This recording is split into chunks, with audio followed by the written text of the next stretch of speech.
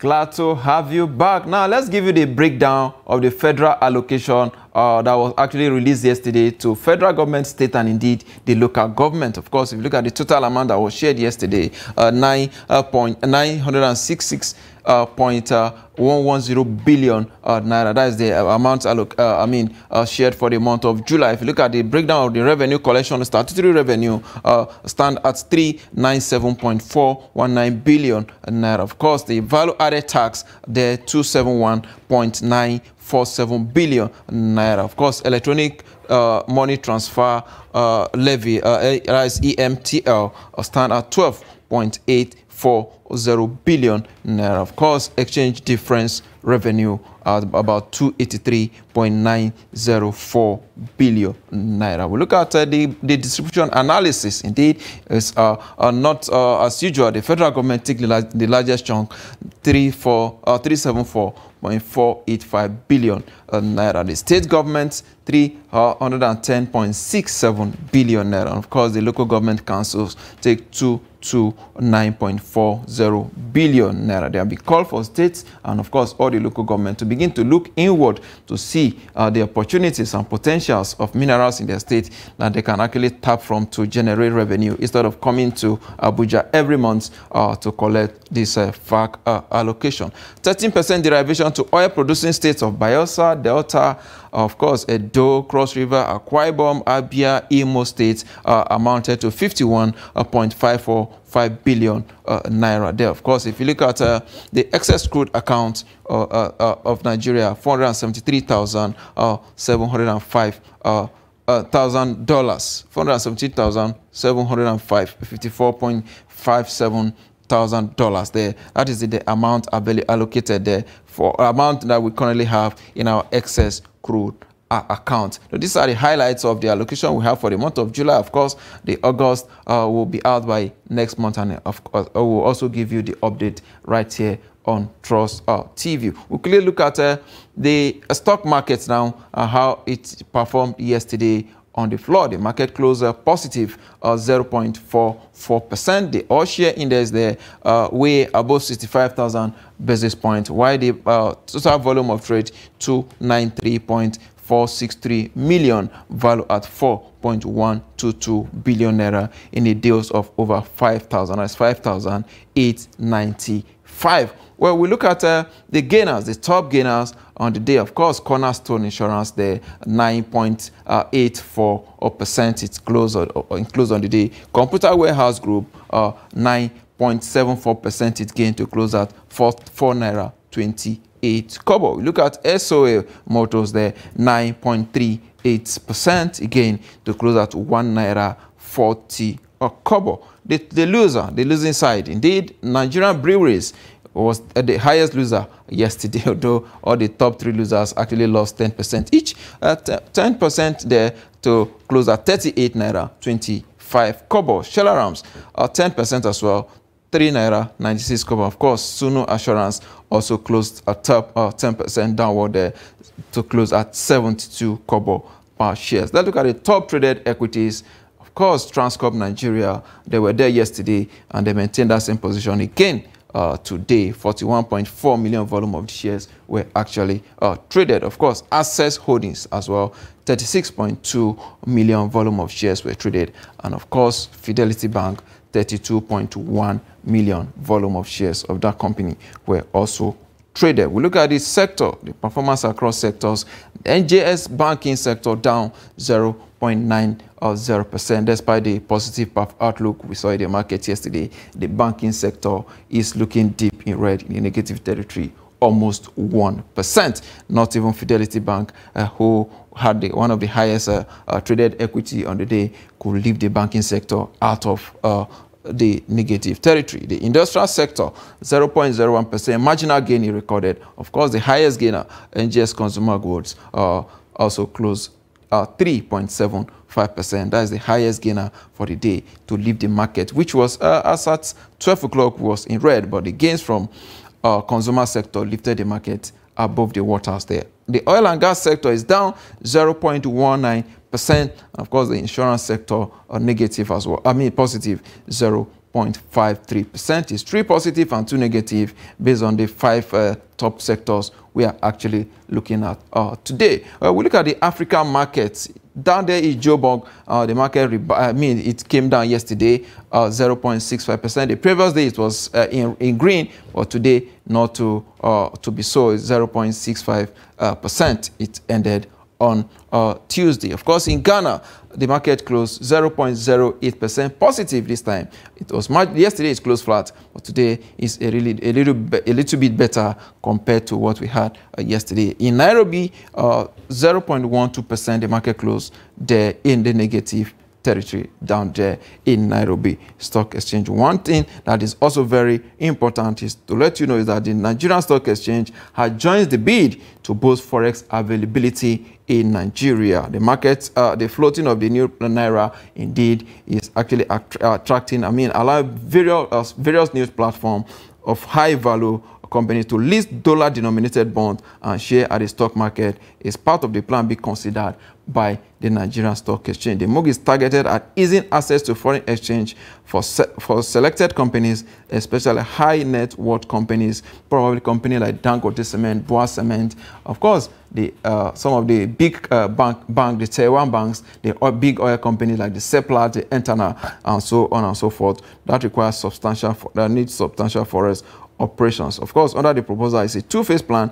The NGS plans to start with the quotation of dollar-denominated debt issue, such as bond, then move to listing of dollar-based ordinary share and other quasi-equities. So this is in the work by the Nigerian Stock Exchange in the move to support the federal government drive to have liquidity in the system, especially with regards to foreign currencies. Now we take a very short break. When we come back, we'll go into our discussion. Don't go away.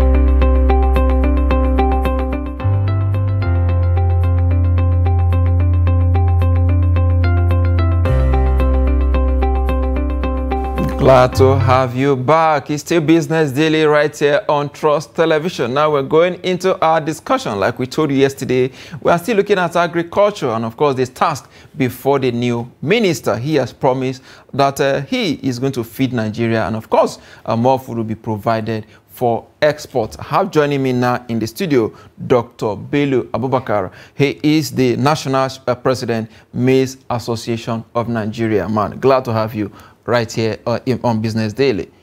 Good morning, Mr. Yes, glad to have you again. Let's look at the remarks of the minister now. He has promised that he is here. He understands that Nigerians are hungry and is targeting to feed Nigeria and, of course, provide more food for export. What do you make of that statement? Well, we really appreciate the remark of the Honorable Minister and being him as an agriculturist, and he has the knowledge and the idea about what the agriculture is. I'm sure he has his own roadmap to make sure that we have now moved out from this issue of food crisis. First and foremost, the most important thing that needs to be done is to do the right thing at the right time. What I mean by doing the right thing at the right time, you know, agriculture is something that is very wide. And if you talk about the issue of food security, it's number one. And the food security, it is something that constitutes many sector, because farmers are the grassroots of providing the food. That is the production. So who are behind the farmers, or what are the factors behind the production? You know, there must be an input and services and researchers and extension, all. So right. The right thing to do is for the minister to invite all the stakeholders concerned for a roundtable discussion. This is what you are facing now. And then what is the solution, or what is the first-hand information that we will now put ahead so that we will move out into this crisis. Because as at now, presently, people in this country are in a terrible situation. Absolutely. Because this hunger, it is true. It is true. Because we are together with the grassroots farmers, with the grassroots privileged people. We know what is going on. So there is a need for an immediate and emergency action on this. This is the first thing that the minister is supposed to do. And we appreciate how he addressed it, that he's going to do that. So now, do you think the minister should build on the success or achievement of his predecessor, Dr. Mohammed, who was the Minister of Agriculture? A lot of people, farmers I've spoken with, are not so happy with the past government. Well, now the new minister came to the office, and he's just now, today is 2 days. So he has to study what he met. Why I asked that question in the office. Dr. Bello, why I asked that question is you are an agriculturist. You have been in the sector for a very long time. You've interfaced with the former minister. You are aware of some of the programs and policies of the past government with regards to agriculture. You know the impact it has made, and you also know the weaknesses of some of those policies. Do you think we should retain those policies? No. There is a need for change. Actually, there is a need for change. So therefore, that's why I said the first thing the minister is supposed to do is to invite all the stakeholders concerned, so that from there, he will understand what are the problems, what are the challenges, and what is the way forward. So actually, for what has happened for the first administration, there is a lot of there is an issues because the farmers were not getting the inputs on at the right time, or the time that they are supposed to get it. Actually, there are so many issues, but it is on that roundtable discussion that the new minister will understand what happened and what is the way forward. Well, interesting there. You are so dissatisfied, obviously, with the policies of the past government with regard to how agriculture is run, despite the fact that so much amount of money was said to have been invested in that sector. Maybe the money, according to one of my farmers that I spoke to, it is maybe the money was invested to produce hunger. Well, if you talk about the money that was invested in the first regime in the agriculture, especially for the food production, there is it is in two ways. There is a program that is under the CBN. There is a program that was under the agriculture. That one is their own policy. Their own is to provide the input as a subsidy to the farmers, while the other one from the CBN is a loan that was given to the farmers. The money that was invested in that sector, actually, it has yielded a very good result, because I'm always saying it, and I'm still repeating it, that between 2015 to 2021, there was no shortage of food. There was no hunger. There was no inflation of prices of food. As at last year, even from our own sector, our own association, Maize Association of Nigeria, despite that we did not receive any loan as at 2022, we used the leftover inputs that we have under the ANCO program, and we now engage some private partners that supplied us the input and produced. With that, up to this year, this 2023, January, February, March, we have maize that time, which we sold it at the rate of not less than 22,000. So if you look at it, 2015 to 2021, the money that was invested, it has yielded a good result because farmers produced. If they didn't produce, how can we get what we ate? During the, sorry, I'm coming. During the COVID-19 global pandemic, there was a total lockdown all over the world. But we don't have this problem because farmers has produced. And also, President Buhari closed the border for more than a year. There was a sufficient food. There was no problem of food crisis. And then also, you remember that every day, our population is increasing. What you are eating must be increased, but still we don't have that problem. This problem occurred between last year, end of last year to this year. Why? Because that investment or the intervention of loan that is being given to the farmers. They have stopped it from 2021. There was no 2021, 2022, 2023. And last year there was a massive plot. Well, maybe the loan, why was it stopped? Is it that the farmers were not paying back as at when due? Well, it's one of the factors. Actually, it's one of the factors that farmers are not paying as when due, and it is a loan. But what are the basic aim and the goals of doing the Anko Borough program is to provide the food security in the country. Absolutely. I'm actually coming there now. Now, CBN is playing key role now in agriculture. Now, we have a new minister comes in. We know that the Anko Borough thing was anchored by the Central Bank of Nigeria. Some are saying that why not give it to the Ministry of Agriculture that is actually responsible for agriculture and then now food security? Why, burden CBN who has so much to manage in terms of monetary policy? Well, that way is true, but what I want the people to understand is that this is a collective responsibility of all the stakeholders concerned.